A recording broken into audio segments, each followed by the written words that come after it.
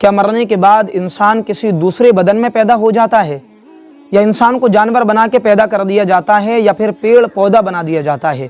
یہ تمام سوالات تھے جس کا جواب آج آپ کی خدمت میں لے کر کے حاضر ہوں۔ گزارش ہے ویڈیو کو پورا دیکھیں میرے بھائی، اور اس مسئلے کو سمجھ کر تمام بھائیوں اور بہنوں تک ویڈیو کو پہنچا کر ثواب دارین حاصل کریں۔ ہر شخص کی عمر مقرر ہے، نہ اس سے گھٹ سکتی ہے نہ بڑھ سکتی ہے۔ جب زندگی کا وقت پورا ہو جاتا ہے تو اسرائیل علیہ السلام ملک الموت روح نکالنے کے لیے آتے ہیں۔ اس وقت مرنے والے کو دائیں بائیں جہاں تک نظر جاتی ہے فرشتے ہی فرشتے دکھائی دیتے ہیں۔ مسلمان کے پاس رحمت کے فرشتے ہوتے ہیں اور کافر کے پاس عذاب کے۔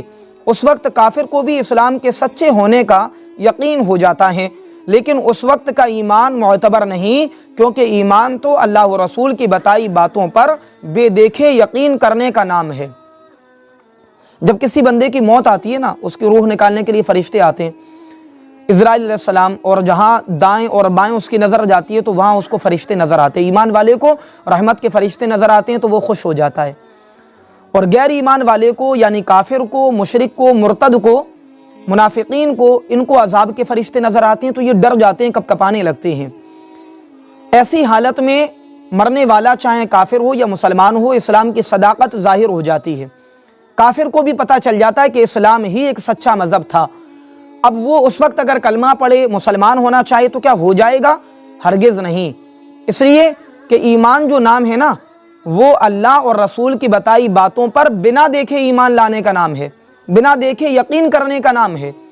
اب آپ نے دیکھ لیا فرشتوں کو، اب اس کے بعد آپ نے دیکھا تو مرتا کیا نہیں کرتا، اب آپ کہنے لگے اشہد ان لا الہ الا اللہ واشہد ان محمدا عبدہ ورسولہ، تو یہ کلمہ پڑھنا آپ کا کسی کام کا نہیں ہے۔ ہاں، اگر آپ ساری زندگی کلمہ پڑھنے والے رہے، ساری زندگی اللہ پر ایمان رکھتے رہے، ساری زندگی اللہ کے رسول علیہ الصلوۃ والسلام سے محبت کرتے رہے، آپ کے دین کو سچا مانتے رہے، تو ایسی حالت میں اگر آپ کلمہ پڑھیں گے تو آپ کا ایمان اور بھی زیادہ معتبر ہو جائے گا، اور بھی زیادہ مستند ہو جائے گا، اور اللہ آپ پر فضل و کرم کی برسات عطا فرمائے گا۔ لیکن جس نے ساری زندگی انکار کیا ہو، ساری زندگی منکر کلمہ، منکر اسلام، منکر کلام، منکر خدا رہا ہو، منکر رسالت مآب رہا ہو، اب اگر موت کے وقت وہ کلمہ پڑھے تو اس کا کلمہ پڑھنا کسی کام کا نہیں ہے۔ یاد رکھیں، فرعون نے بھی موت کے وقت کہا تھا، جب وہ دریائے نیل میں ڈوبنے لگا تو اس وقت اس نے کہا کہ میں تو مسلمانوں میں سے ہوں، اور اس نے کہا کہ میں موسیٰ کے دین پر ایمان لے آیا، موسیٰ کے اللہ کو ایک ماننے لگا۔ تو ان باتوں کے کہنے سے وہ ایمان والا نہیں ہوا، بلکہ اللہ نے ساری دنیا کے لیے اس کو عبرت بنا دیا تاکہ لوگ عبرتیں حاصل کریں۔ تو یہ بات تو آپ نے جان لی ہوگی کہ ایمان جو ہے نا، اصل میں اللہ اور رسول کی بتائی باتوں پر بنا دیکھے یقین کرنے کا نام ہے۔ تو ہمیں اور آپ کو ہمیشہ اللہ اور رسول کی بتائی باتوں پر یقین رکھنا چاہیے۔ مسلمان کی روح آسانی سے نکالی جاتی ہے، اور اس کو رحمت کے فرشتے عزت کے ساتھ لے کر کے جاتے ہیں، سبحان اللہ، عزت کے ساتھ۔ اور کافر کی روح عذاب کے فرشتے لے کر کے جاتے ہیں بڑی ذلت کے ساتھ، رسوائی کے ساتھ۔ تو اللہ ہم تمام کو ایمان والی موت عطا فرمائے تاکہ ہماری فرشتے روح لے کر کے جب جائیں نا تو عزت کے ساتھ جائیں۔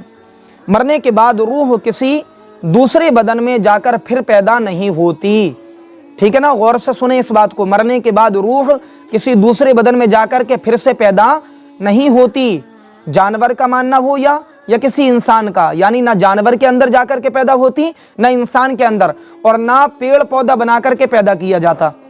ایسا نہیں ہے کہ انسان مر جائے گا تو پیڑ پودا بنا کر کے پیدا کیا جائے گا۔ یہ کفریہ کلمات ہیں اور یہ کفریہ عقائد ہیں جن سے ہم تمام مسلمانوں کو پرہیز کرنا چاہیے، بچنا چاہیے۔ امید ہے کہ آج کے اس پیغام کو آپ نے بہتر طریقے سے سنا ہوگا، سمجھا ہوگا۔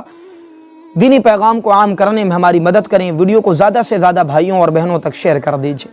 السلام علیکم ورحمۃ اللہ وبرکاتہ۔